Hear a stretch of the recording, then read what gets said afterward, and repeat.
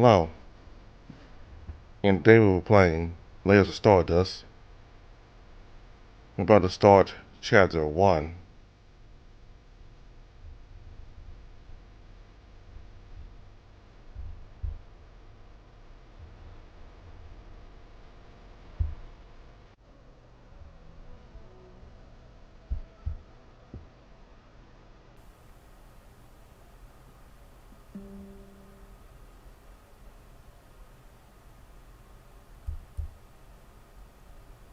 Instead of landing, Inspector Madness immediately moved to Jonathan's side, offering support and guidance.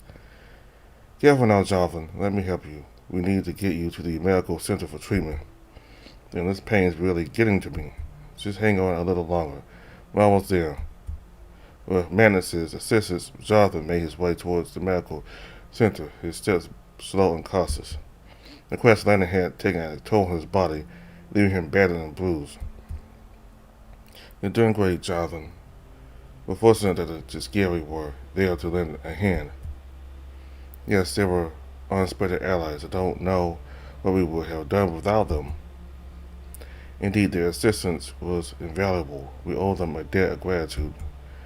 Despite the discomfort, Jonathan and Madness continued their journey, their gratitude for the scary evident in their words and actions. We're here, Jonathan. Let's get you inside. Finally, some relief. They entered the medical center where skilled professionals awaited to attend to Jonathan's injuries. It was a sanctuary of healing, a place where his wounds would be tended to, his strength restored. Rest assured, Jonathan, you're in good hands now. We'll have you patched up in no time. Thank you, Madness. I appreciate all. In a mixture of gratitude and weariness, Jonathan allowed himself to surrender to the care of the medical staff, knowing that their crash landing had brought unexpected allies in their lives. As he lay on the medical bed, he couldn't help but feel a sense of hope and anticipation for the adventures that lay ahead, knowing that he had Madness and the scary people by his side. Jonathan lay on the medical bed, surrounded by alien technology and attended by attentive Imperial doctors. Their gentle touch and respectful demeanor reassured him, despite the lingering pain from the crash landing. Ambassador Jonathan, we are utilizing our most advanced diagnostic tools to assess your injuries and provide appropriate treatment. Please rest assured that you are in capable hands. Thank you, Doctor. I appreciate your expertise. The doctor worked efficiently, employing their alien technology to scan Jonathan's body and administer healing treatments with precision. His methods were unlike anything Jonathan had experienced before, but he trusted in their knowledge and skill. The injuries are severe but treatable, Ambassador. We have taken the necessary measures to ensure your full recovery. However, it will take some time for your body to heal. Rest and recuperation are of utmost importance. I understand. I'll do my best to follow your advice. As the doctor concluded their treatment and left the room, Jonathan prepared himself to rest. However, before he could settle into a moment of peace, a new figure entered. It was an elderly, dragon-like alien woman, her eyes twinkling with wisdom and her demeanor radiating passion. Ambassador Jonathan, I presume. My name is Lura. I'm here to serve as your advisor and supervisor for the embassy. Pleased to meet you, Lura. Your presence is unexpected, but most welcome. I assure you, Ambassador, I'm here to offer my assistance and guidance. I've served the Imperium for many cycles. It is an honor to support you in your role. Lura's ears sparked belly her advanced age, and Jonathan could sense the wealth of knowledge and experience she carried with her. I've been informed of the shuttle crash, and I have already forwarded the necessary communications to the palace. Rest assured the Emperor is aware of the situation and arrangements will be made accordingly. Thank you, Lura. Your efficiency is impressive. This is my duty, Ambassador. I will ensure that your needs are met and the embassy functions smoothly. Madness is waiting for us outside. You will guide us to your living quarters once you are ready. Lura's presence exuded a sense of calm and assurance, and Jonathan found himself relieved to have her support during this unfamiliar journey. I look forward to working with you, Lura. Your wisdom and guidance will be invaluable.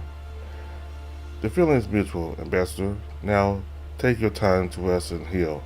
We have a significant journey ahead of us, and I will be here every step of the way. With Ursa by his side, Jonathan felt a renewed sense of purpose and optimism. As he settled into his bed, he allowed himself to embrace the rest he so desperately needed, knowing that he had a dedicated team of allies supporting him in the mission as the new ambassador to Earth. Jonathan hoped, I must inform you about the upcoming Imperial celebrations organized by the Emperor. It is a grand event that spans 5 days, with each day dedicated to celebrating the diverse cultures and races within the Imperium.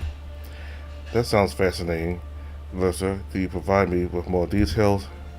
Of course, the first stage of the celebrations is dedicated to the aeronaut race, the native inhabitants of Aeora. They showcase their rich traditions, art, and music, allowing everyone to immerse themselves in their unique heritage. That will be an incredible opportunity to learn more about the aeronaut and their culture. Indeed, Ambassador, the second day is focused on the Vulcan Mantis' race. It is a day of strength and valor, with demonstrations of their combat prowess and strategic skills. We will witness their remarkable military traditions. Look forward to seeing the Vulcans' expertise firsthand. They have proven themselves to be formidable allies. On the third day, we celebrate the Tuscarora, a noble feline race known for their grace, agility, and wisdom. It will be a day of enlightenment and cultural exchange where we can deepen our understanding of their ancient customs and philosophies. The Tuscarora have already shown me great kindness. I'm eager to learn more about their rich traditions. The fourth day is dedicated to the Alar and the steam and Celebratory race, renowned for their intricate network of vast transport routes. They will showcase their mastery of logistics, highlighting their remarkable ability to navigate and connect various regions within the Imperium. Airline's transport systems have fascinated me since my arrival. It will be fascinating to witness their intricate methods firsthand. In the Ambassador, the airline's efficient transportation plays a vital role in maintaining the Imperium's stability and facilitating the trade between different worlds. It will be an opportunity to appreciate their contributions to the Imperium's infrastructure. I look forward to experiencing the airline's ingenuity, witnessing the magnitude of their transport network. Lastly, the fifth day is a culmination of all the races coming together in harmony, celebrating unity and cooperation. It symbolizes the strength of the Imperium as a collective whole. This is a beautiful way to conclude the celebrations. The unity of the race is crucial for a prosperous future. Indeed, Ambassador, the celebrations serve as a reminder of the Imperium's diversity and the strength that lies within it. It will be an opportunity for you to forge connections and deepen diplomatic ties. Thank you, Lursa, for providing me with this insight. I am truly honored to be part of such a grand occasion. The honor is ours, Ambassador Jonathan. Now rest and regain your strength. When you are ready, we'll continue our journey and make our way to the palace where the celebrations await. With the participation of the forthcoming celebrations and Lursa's guidance, Jonathan closed his eyes, allowing his body to heal, his mind to envision the grandeur and imperial festivities that awaited him. Jonathan's body underwent a few hours of intensive treatment using advanced alien regeneration technology. The medical center doctors skillfully utilized their expertise to accelerate his healing process, leaving him feeling rejuvenated and energized. As he slowly regained his strength, Jonathan marveled at the remarkable capabilities of the alien medical advancements. Just as Jonathan was basking in the effects of the healing process, Inspector Mantis entered the room, breaking the silence. Mantis had been diligent in his duty to safeguard the ambassadors. Seated in his presence provided reassurance amidst the unfamiliar surroundings. Mantis approached Jonathan with a warm smile, his gaze reflecting a mix of concern and relief. Jonathan, sir, I'm glad to see you're recovering well. It's time to embark on the next phase of your journey. The Imperial Palace awaits us. With Mantis by his side, Jonathan left the medical center and stepped into the grandeur of Aeora City. The Imperial Palace loomed before them, an architectural marvel that seemed to defy the limits of imagination. The magnificent superstructure soared into the sky, adorned with intricate designs and shimmering materials reflecting the advanced civilization that had crafted it. Manus led Jonathan through the sprawling corridors of the palace, each step revealing more of the splendor and opulence that surrounded them. As he walked, Manus explained the layout and significance of the palace's various wings and chambers, offering glimpses into the rich history and cultural heritage of the Imperial. Finally, they arrived at Jonathan's designated living quarters within the palace. These will be your living quarters, sir, unless you have different requirements and specifications. Manus announced, gesturing towards the elegantly designed space. Ambassadors from other worlds sometimes ask for further adjustments depending on their home environment. As far as I'm aware, the staff has based every change to quarters on your world's latest architectural styles, fashions, and amenities. Manus explained, a hint of pride in his voice. Jonathan's eyes widened as he looked in the opulence surrounding him. "This is beyond luxurious," he exclaimed, his tone filled with genuine appreciation. Manus let out a sigh of relief, a smile playing on his lips. "I understand it's suitable, then?" he asked, hoping to have met Jonathan's expectations. "Yes, of course. I could not even dare complain. This place is absolutely amazing." Jonathan replied, his gratitude evident in his voice. A sense of satisfaction was over Manus. "Good, I made sure the advisors had all the newest information, Jonathan, sir. It's important to us that you feel at home here." Curiosity sparked with Jonathan. "I didn't know you were interested in our culture." "Very well, sir. The Imperial values cultural exchange and understanding. We strive to foster harmonious relations with other worlds." Before Manus could continue, Jonathan interrupted. "Manus, a moment, please." Manus immediately shifted his attention to Jonathan, his posture attentive and respectful. "Yes, Jonathan, sir?" "Thank you. You've been very helpful, and I want you to know I noticed all the effort you have put into making me feel welcome." Jonathan expressed his gratitude, his sincerity evident. "I understand that Imperium isn't very open when it comes to showing their gratitude. Still, from where I come from, we appreciate the people around us for everything they do." "Only doing my job, sir." A humble smile formed on Manus' face. He replied, his voice laced with genuine humility. With that, Manus left the room, leaving Jonathan alone in this splendid and spacious apartment within the Imperial Palace. It was an unfamiliar experience for Jonathan, accustomed to the simplicity of his modest earthly abode. But he was determined to embrace his new surroundings and make the most of this extraordinary opportunity. Ignoring the growing feeling of loneliness, Jonathan began to explore his new home with renewed excitement. The living area boasted comfortable seating arrangements, perfect for hosting gatherings if the need arose. The balcony offered a breathtaking view of Lura city, reminding him of the vibrant world that lay beyond the palace walls. The apartment included a dining room, a well-equipped kitchen, a testament to Imperial's commitment to providing a seamless transition for its ambassadors.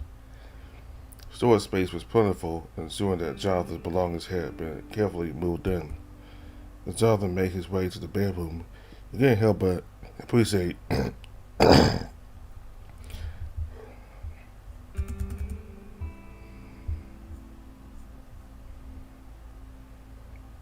The apartment included a dining room and a well-equipped kitchen, a testament to the Imperium's commitment to providing a seamless transition for its ambassadors. Storage space was plentiful, ensuring that Jonathan's belongings had been carefully moved in. As Jonathan made his way to the bedroom, he couldn't help but appreciate the attention to detail that had been poured into every aspect of his new living quarters.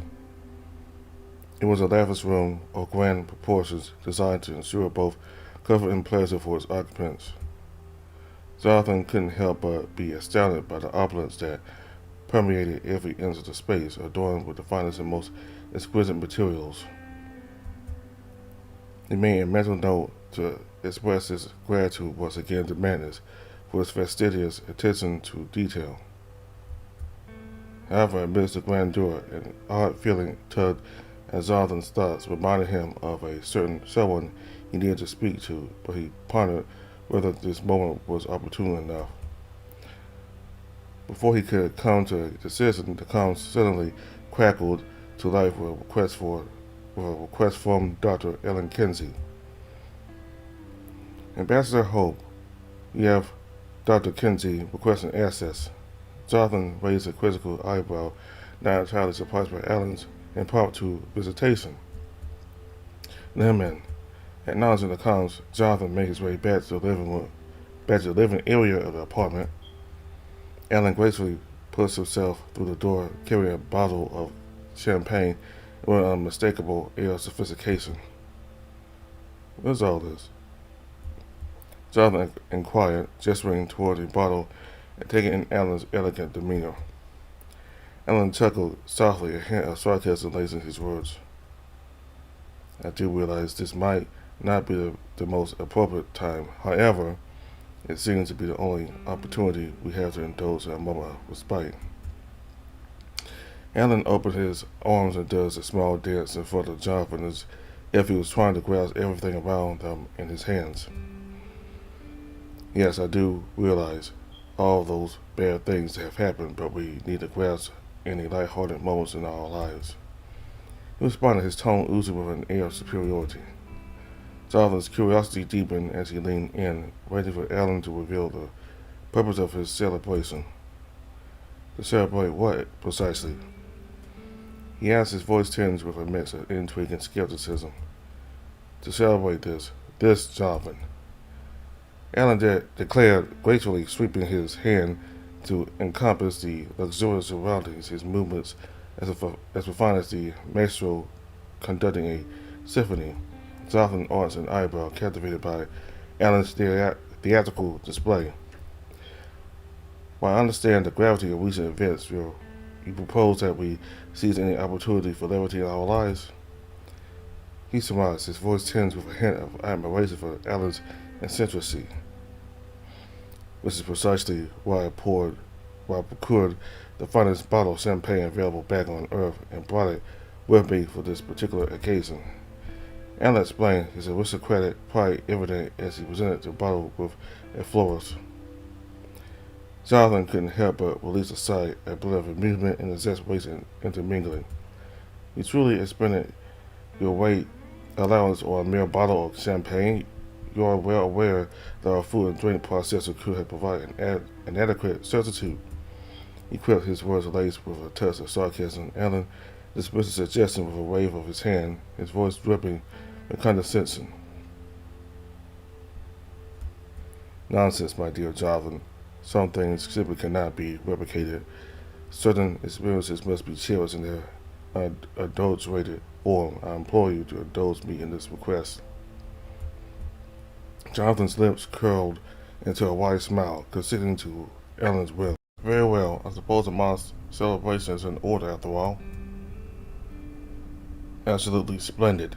Allow me to retrieve the appropriate glassware. In a matter of minutes, Ellen reappeared, holding two weighty crystal glasses filled halfway with a simmering golden liquid. Congratulations, my dear friend, and might I add, this abode of yours is truly remarkable. It appears they have replicated the layout quite splendidly.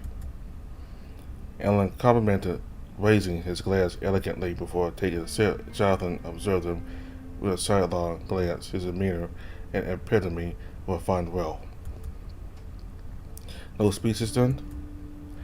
Ellen's laughter echoed through the room, a musical symphony of superiority. He declared, his laughter subsiding into a self-assured chuckle. No, my dear Jonathan, no speeches on this occasion. Consider yourself exempt. Jonathan nodded appreciatively, acknowledging the unspoken agreement, and raised his glass to his lips. As the effervescent liquid touched his tongue, he realized the decadent sweetness of the champagne and timeless tradition that even across the centuries humans still held dear in their celebrations. Then, as the moment unfolded, Ellen's posed countenance twitched abruptly, his attention diverted by a beeping sound emanating from his communication bracelet. Apologies, my dear, but time is a relentless master. I must attend an imminent meeting. He apologized with a slight hint of annoyance, a reminder of his perpetual engagements. Jonathan nodded understandingly, recognizing Alan's perpetual busyness and the duties that accompany his elevated status.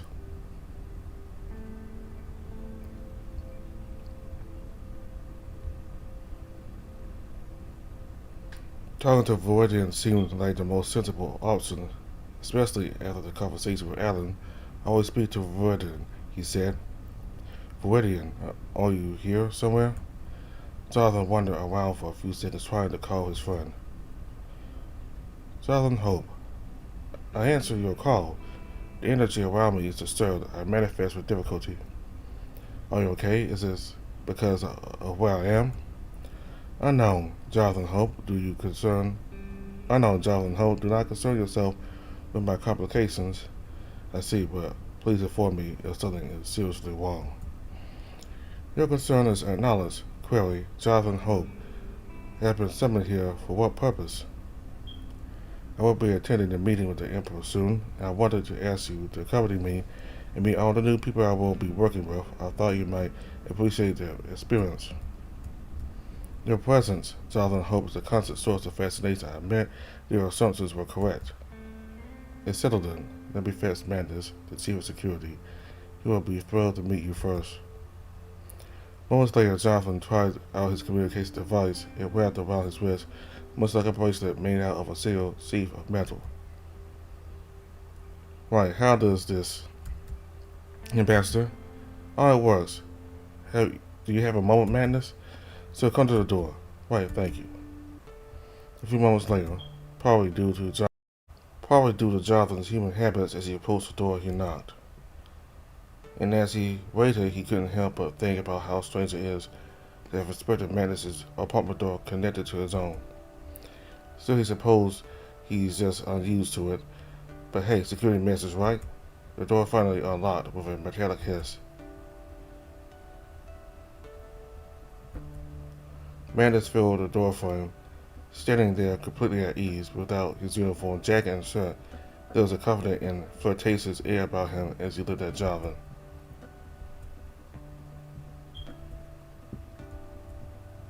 Well, Ambassador Hope.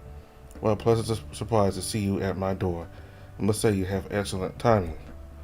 I hope I'm not interrupting anything important, Inspector Madness. Oh, not at all, my dear Ambassador. I'm always ready to make time for you. Madness smirked, his gaze lingering on Jonathan, clearly enjoying the effect he had on him. I appreciate that, Madness. I want to discuss the important meeting with the Emperor. I thought it would be a good opportunity for you to meet the new faces I'll be working with. At the Emperor's meeting, such a student gathering. But I must warn you, Ambassador, they won't be able to take their eyes off of you once you walk into the room. Madness leaned in slightly, his voice dripping with playful charm. You flatter me, Inspector, but I assure you it's diplomatic matters that will command their attention, not my humble presence. All humility, a virtue I greatly admire in you, Jonathan, but I'll have a feeling you'll manage to steal the soul effortlessly. Jonathan blushed, caught off guard by Madness's smooth words and magnetic presence. Madness's gaze held a mix of admiration and teasing, making Jonathan's heart skip a beat. I appreciate your willingness to join me. Let's make it a successful gathering, shall we? Absolutely, Jonathan. With you by my side, success is guaranteed. Jonathan turned away, trying to regain his composure while Madness watched him with a playful twinkle in his eyes. Jonathan took a deep breath, lowering his eyes and finally turning his head away. I would feel more comfortable if you wore more clothes, yes? There's nothing to be ashamed of, Jonathan, truly, but my eyes are up here. Jonathan turned away sharply with a face as red as a boiled lobster. He only faintly registered Madness smiling with a hint of mischief. And a second smile flashed at him while he tried to steal a glance at the door with Madness still standing there, staring back with amusement. By all the gods and the oceans and heavens, why was I so flustered? This shouldn't have happened while I'm still medicated, should it? Jonathan shook his sent his pathetic thoughts away, quickly reprimanding himself for being so weak. God, is that I swear he did that on purpose. Jonathan Hope, are you in a state of agitation? No, everything's fine. Ambassador Jonathan Hope, you have a visitor at the door. Understand, let the visitor in. Jonathan confirmed absent-mindedly without wasting a second on trivial security procedures. Hello there.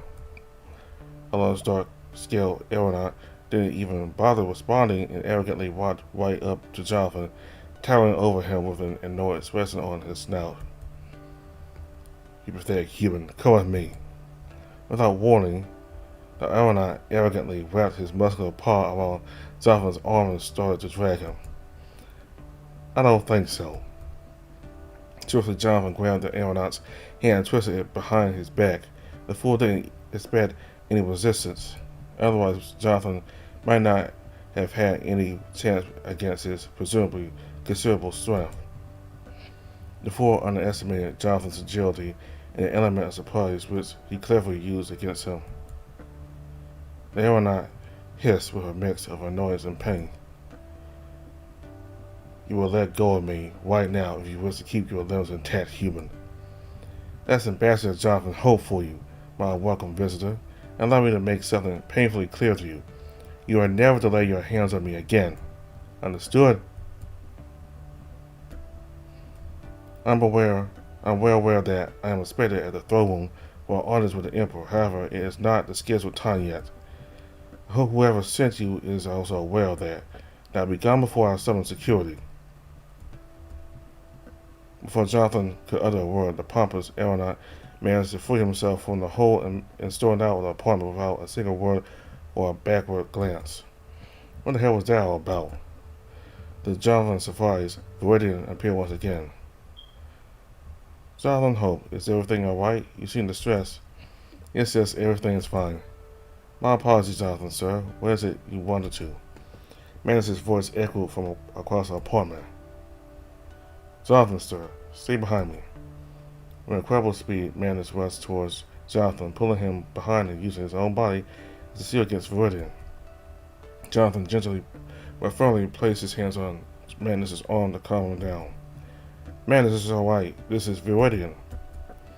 Daeway accompanied me. I want her to be present during the audience since he and I have a close connection. From the other side of the room, a sound like crystal wind chimes filled the air, reminiscent of laughter. At least that's what it felt like. Viridian's energy prism flashed faster and more intensely while she was vocalized. Jonathan as soon as he found the situation amusing. Gradually, Manus relaxed his fighting stance after a few deep breaths. I understand, Jonathan, sir. My apologies for my rude behavior. I thought you were in danger. Speaking of danger, an unknown aeronaut came here just a few moments ago and tried to drag me away. You wouldn't dare. Has he violated the protocol, sir? He tried, but I'm confident his arm will be sore later. What do you mean, Jonathan, sir? I'm stronger than I appear, Manus. Sue shared an almost conspiratorial smile. Manus pointed out it will soon be time for Jonathan's audience with the Emperor and asked the ambassador to follow him as he left the room. Jonathan took a moment to glance at Viridian as he seemingly dissipated into thin air and followed his Vorgan bodyguard. Manus remained vigilant, scanning for any signs of danger while Jonathan commanded the door to lock with his voice. After receiving confirmation from the computer, they proceeded toward the throne room. Manus walked a step behind the ambassador, cracking a slightly sarcastic remark. Watch yourself, Jonathan. These palace corridors are known for their treacherous carpets. Wouldn't want you tripping and ruining the ambassadorial grace. Jonathan couldn't help but chuckle at Manus' dry humor. Together they arrived at the doors of the throne room a few moments before the scheduled time. Two guards, one on each side of the doors, greeted them with an air of indifference. However, their eyes revealed a hint of curiosity about this human standing before them. State your business. Inspector Urias, and this is Jonathan Hope, the ambassador of Earth. We have an audience. The guards exchanged a glance and seemed to accept this as they nodded to each other. Jonathan and Madness were instructed to wait behind the guards while their presence were announced.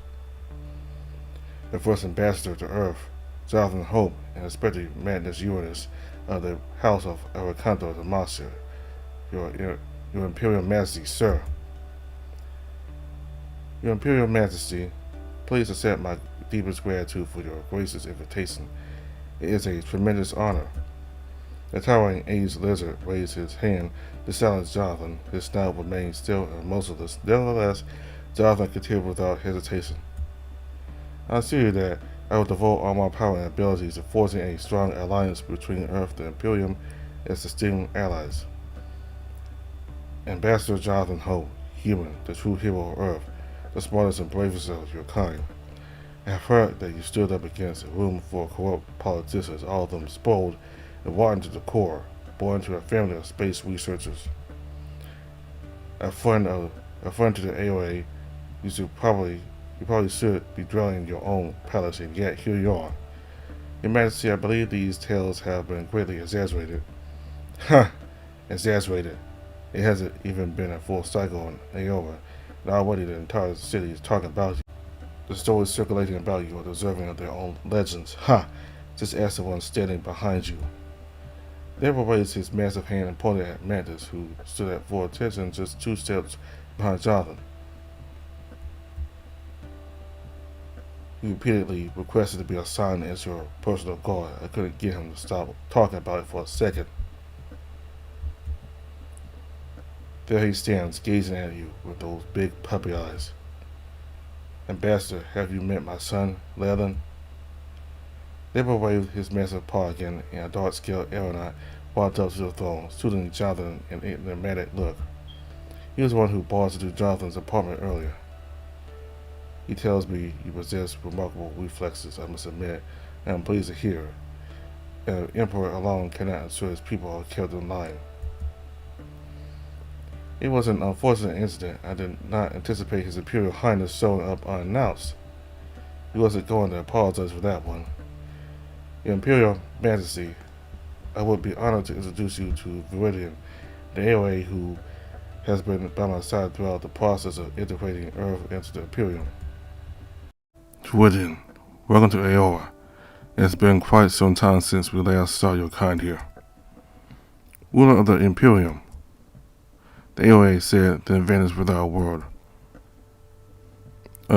I'm deeply sorry, Your Majesty.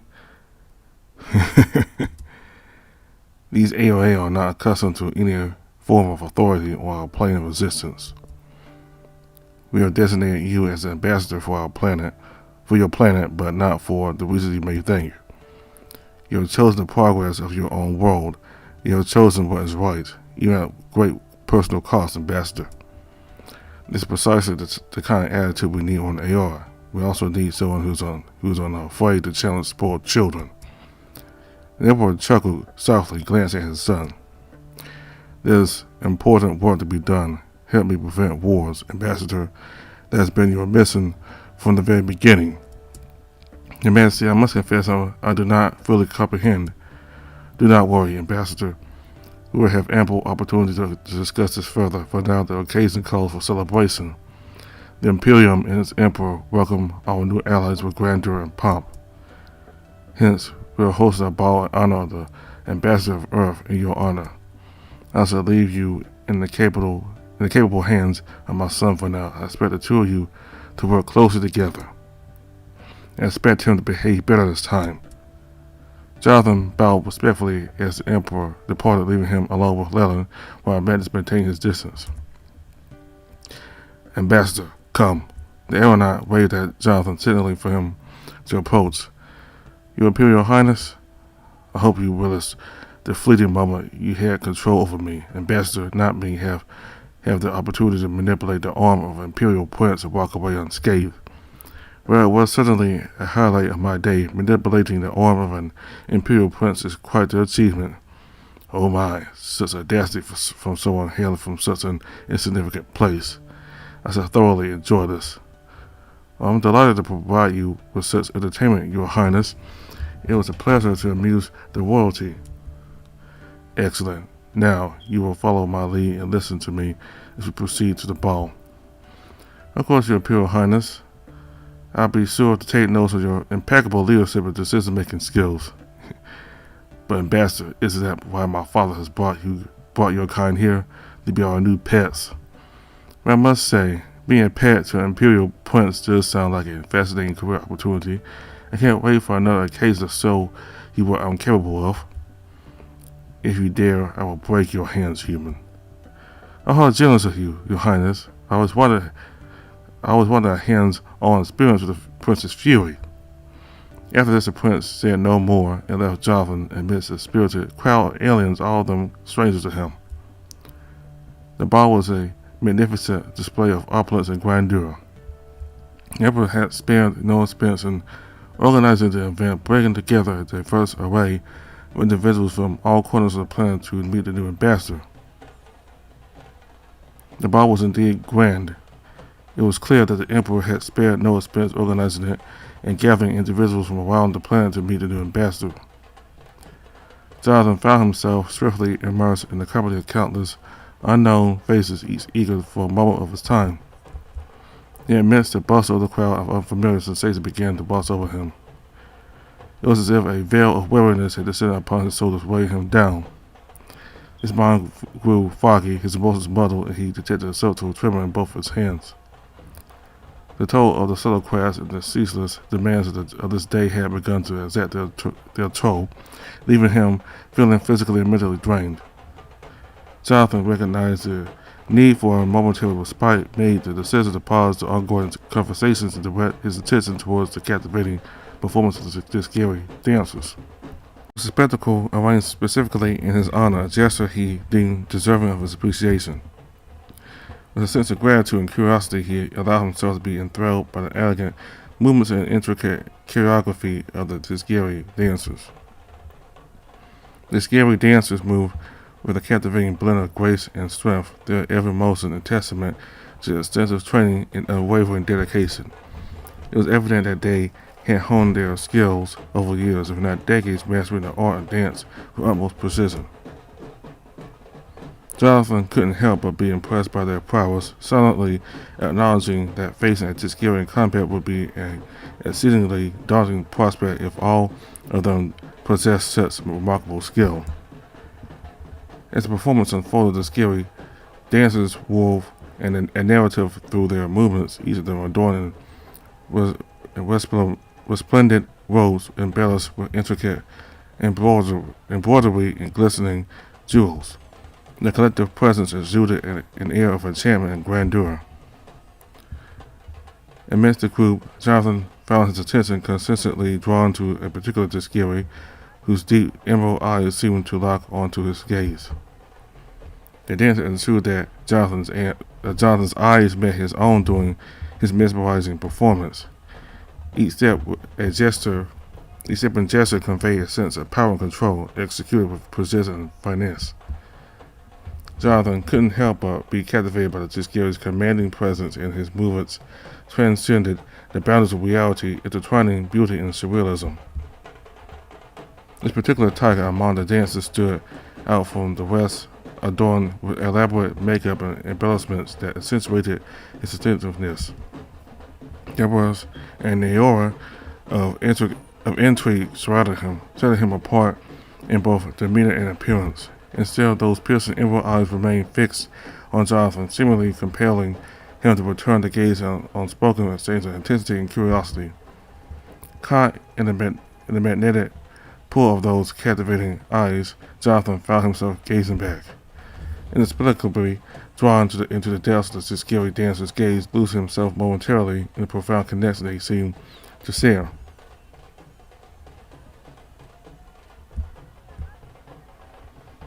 Ah, Jonathan, there you are, basking in the glory of this magnificent party in your honor, and it seems you're thoroughly enjoying the captivating performance, aren't you? And I didn't spot you among the audience. Oh, you know me. I have little interest in these ostentatious displays of authority, but dear Jonathan, you appear rather flushed. Have you set your sights on something enticing? Let me guess who might be interested in you tonight. Please, Alan, No. Don't spoil the fun. I caught a glimpse of the Imperial Prince, and well, he certainly left an impression in his own unique way. And that Inspector Urias, seems quite enamored with your company, Owen. Oh, pray tell, what now? He managed to capture the attention of the Tiskiri, my dear friend. Alan, please don't start with that. I have no interest in pursuing any romantic entanglements tonight. I'm exhausted and my priority is to take care of myself and get some rest. Oh, Jonathan, always so focused on duty, but you're missing out on all the fun. I'll pass on your offer, Alan. Now, if you excuse me, I really need to rest. Fine. Sport. Go nurse your tired bones. I'll make sure to tell you all the exciting details tomorrow. Looking forward to it. Good night, Alan.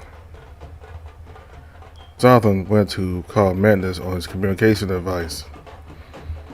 Madness, is Jonathan. I'm feeling quite worn out. I think it's best for me to call in a night and rest.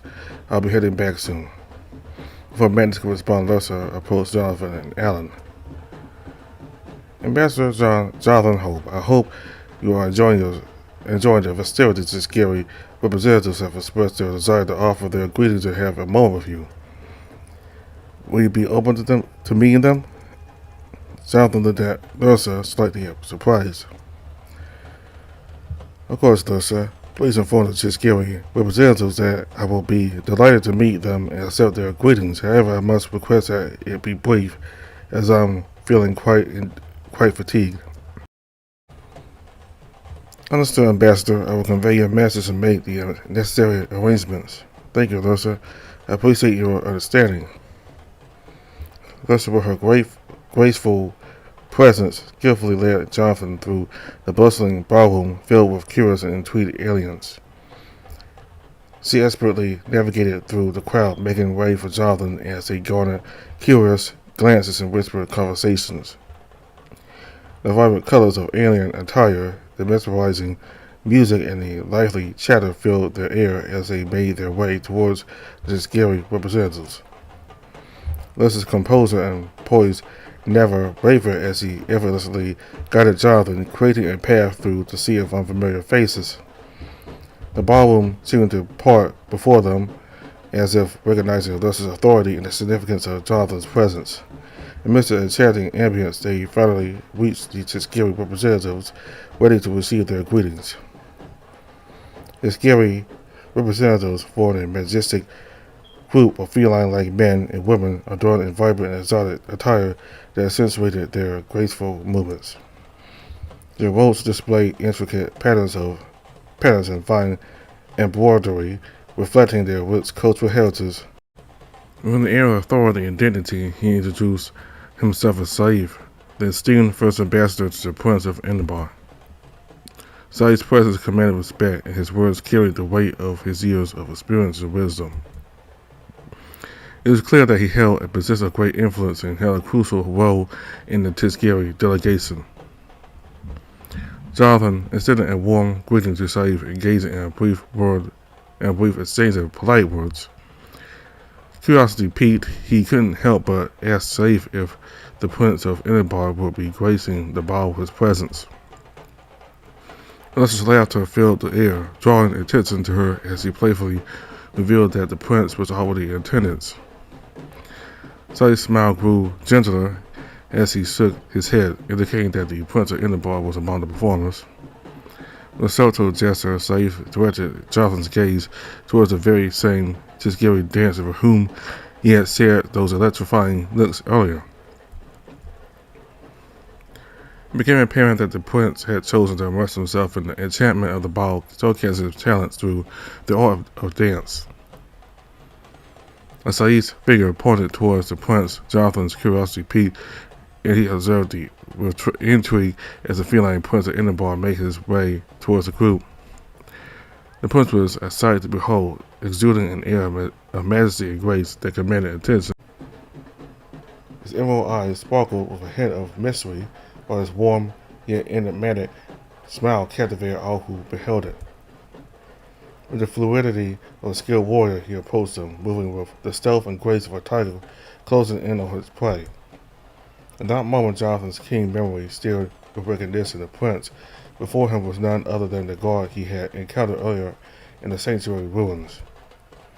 A silent vow passed through Jonathan's mind, and promised to keep this knowledge to himself and not reveal their previous encounter.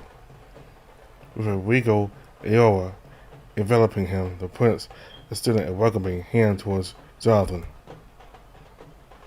Greetings, esteemed ambassador. The Prince of Enderbar is delighted to welcome you to the splendid ball where dreams and reality intertwine. May the celestial stars guide our steps as we traverse the enchantment of this mystical night. Jonathan found himself spellbound by the prince's words, his voice resonating with a captivating allure. It was as if the prince possessed the power to whisk him away into a realm of wonder and enchantment, where secrets and intrigue awaited at every turn. Saif seized the opportunity to communicate in their native Tiskeri language, leaning towards the prince and uttered a few words at a hushed tone. Instantly the prince's eyes widened and a look of realization dawned upon his face. With a graceful gesture, he raised his hand to interrupt Saif, his voice imbued with a mixture of apology and admiration. Forgive us, esteemed ambassador. The Prince of Enderbar apologizes for any rudeness displayed in assuming your unfamiliarity with our native tongue. In this waltz of words, may our missteps be but a fleeting stumble upon the path of understanding. Jonathan, unable to contain his surprise, met the prince's gaze, responded in fluent Tiskeri, obeyed with a hint of a countryside farmer's accent. His revelation left both Saif and the prince visibly intrigued, their eyes reflecting a newfound depth of interest. Saif, beaming warmly, congratulated Jonathan and praised his linguistic prowess, acknowledging his understanding of their cultural intricacies. The prince's emerald eyes gleaming with genuine admiration echoed Saif's sentiment. Indeed, Ambassador, your intelligence and command of our language have impressed the Prince of Enderbar. A hidden facet of your essence, like a hidden gem, waited to be unearthed, adds further brilliance to this auspicious gathering. As the conversation unfolded, Madness made his entrance into the group. He arrived carrying a subtle air of authority and a touch of coldness, which contrasted with the warmth exuded by Saif and the prince. Madness acknowledged Saif with a curt nod and extended a formal greeting to the prince, acknowledging his presence with reserved politeness. Thus, thank you for taking care of Ambassador Jonathan while I was away. I trust everything went smoothly in my absence. Thus, ever the diplomat host offered a warm smile in return. Of course, Madness, Jonathan has been in good hands. We made sure to provide him with the necessary support and assistance. Jonathan, feeling the weight of exhaustion settle upon him once more, interrupted the conversation, offering his apologies to Saif and the prince. Forgive me, esteemed guest, but I must admit that my body still suffers the effects of the subtle crash, and exhaustion lingers within me. I fear I must retire to rest. Saif's eyes filled with empathy, and he nodded understandingly, but before he could respond, the prince stepped forward, his voice resonating with a captivating depth. Ambassador Jonathan, it is with regret that we bid you farewell for now. May the stars guide your weary soul to restful slumber. And now that the dance of fate has only begun, we hope to cross paths again in the near future. Jonathan, intrigued by the prince's words, nodded in gratitude, his fatigue momentarily forgotten. With a final farewell, he turned and made his way towards the much-needed rest, leaving the prince and Saif and others guests to continue their conversation in the vibrant ballroom. Thus Madness walked alongside Jonathan, guiding him back to his apartment and after the grand ball. Madness, always one for dry humor, couldn't resist making a sarcastic comment about the overwhelming nature of the event. Well, wasn't that just a delightful evening? So loud and crowded I couldn't even hear myself think. Melissa, with a motherly tone, chimed in, her tone gentle yet firm. Madness, perhaps if you spent less time at the food tables and more time honoring your family and engaging with people, you would appreciate these gatherings more. And don't forget your duty to look after poor Jonathan here. Jonathan chuckled, grateful for Lursa's caring nature. I'm sure Madness has his own unique way of enjoying these events. Lursa turned her attention to Jonathan, her voice taking on a motherly tone as he shared some information. Jonathan, you should know that Madness's brother is a consul of Tomasia. He holds a prominent position in our government and is highly respected. Jonathan looked at Madness with newfound curiosity, realizing the significance of his brother's role within the political landscape. The consul, that's quite impressive, Madness. You never mentioned your brother's position. Madness grinned mischievously, his eyes glinting with amusement. Oh, I prefer to let my older brother bask in all the glory. After all, someone has to make a dramatic exit from the stage, right? Mr. Playfield rolled her eyes, shaking her head at Madness's theatrical jest. Always an entertainer, Madness, but enough with the jokes. Tomorrow's an important day for us. The embassy will be officially opening, and I'll be here in the morning to assist you with the preparations. Jonathan nodded appreciatively, feeling a mixture of excitement and nervousness about the upcoming event. Thank you, Lursa. I appreciate all the support you've given me. I couldn't have navigated this new world without you. Madness smirked and raised an eyebrow, interjecting with a playful tone. Oh yes, let's not forget that I single-handedly saved Jonathan from the treacherous shuttle crash, risking life and limb for the sake of diplomacy. Quite a heroic act, if I do say so myself. Lursa shook her head, a warm smile on her face. Oh, Madness, always a joker. But indeed, Jonathan, Madness was there in the nick of time. His quick thinking and bravery saved you from a potential dire situation. Madness spread her nodded, playfully pointing at Jonathan. Yes, you see, it's all your fault, Jonathan. I blame you for getting yourself into trouble and giving me the opportunity to be a hero. Jonathan chuckled and shrugged. Well, it seems to be my occupational hobby to find myself in precarious situations. Keeps life interesting, wouldn't you say? Madness laughed heartily, clapping Jonathan on the back. Ah, indeed. Every knack for making life thrilling. Just remember, I'm always here to save the day. Lursa shook her head, unable to hide her amusement. You two and your adventurous spirits. Just promise me you'll both be safe. We can't have our ambassador constantly leading rescue missions and Madness. I expect you to keep a close eye on him. Madness saluted with a dramatic flourish. Consider it done, Lursa. I'll be his ever-vigilant protector. If needed, I'll even sleep under his bed, ready to spring into action. Lursa's eyes widened, and she quickly raised her hand, trying to dismiss Madness's remark. Oh dear, let's not go to such extremes, Madness. We'll find more practical ways to ensure Jonathan's safety, but I appreciate your enthusiasm. Madness chuckled and winked at Jonathan. Don't worry, Lursa. I'll keep my sleeping arrangements normal, after I wouldn't want to ruin Jonathan's beauty sleep with my snoring. Jonathan laughed, teasing back. He snores? Nobody told me he snores.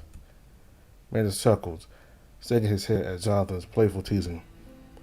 Ah, Jonathan, you wound me with your words, but fear not, my friend. My snoring is a well-guarded secret known only to a few unfortunate souls who have had the misfortune of sharing a room with me. Lursa couldn't help but join in the light-hearted banter. Now, no, boys, let's not start a snoring competition. We all need our beauty sleep, especially after today's events. Lursa shook her head, a smile playing on her lips. Oh, you two. I have a feeling we're going to make quite the team. Just remember, we're here to support each other and ensure the success of this embassy. Lursa's warm smile reassured Jonathan as she bid him good night and made her way back to her own quarters. Rest well, Jonathan. Tomorrow marks the beginning of a new chapter for us. Tomorrow is an important day for all of us. I'll see you bright and early. As the door closed behind Lursa, Jonathan turned to Madness, who leaned casually against the wall. Well, my esteemed ambassador, looks like you're in for quite the adventure. Don't worry, I'll be just next door if you need anything. Remember, in true dramatic fashion, you can always make a grand exit if things get too overwhelming. Jonathan laughed, appreciating Madness's lightheartedness in the midst of the oncoming challenges. I get that in mind, Madness. Thank you for everything. Good night. I'll stop right here.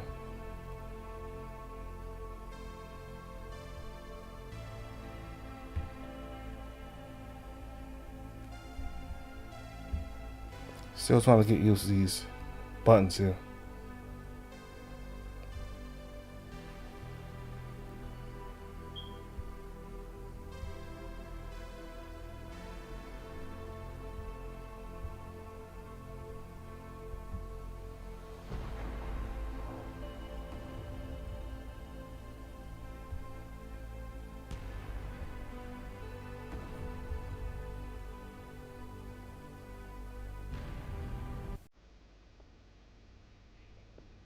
So we'll continue with chapter 1 next time. So we got to see more of Madness and his character. I mean, he's certainly got a lot more character in this version of Layers of Stardust. He's more snarky, he makes jokes, and he's very sarcastic. And he's even more talkative.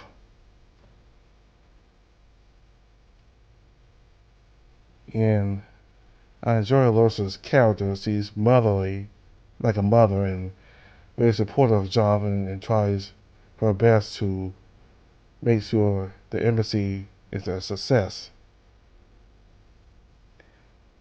And Leland, he's still the same as in the previous version. Very rude and condescending and dismissive of Jonathan.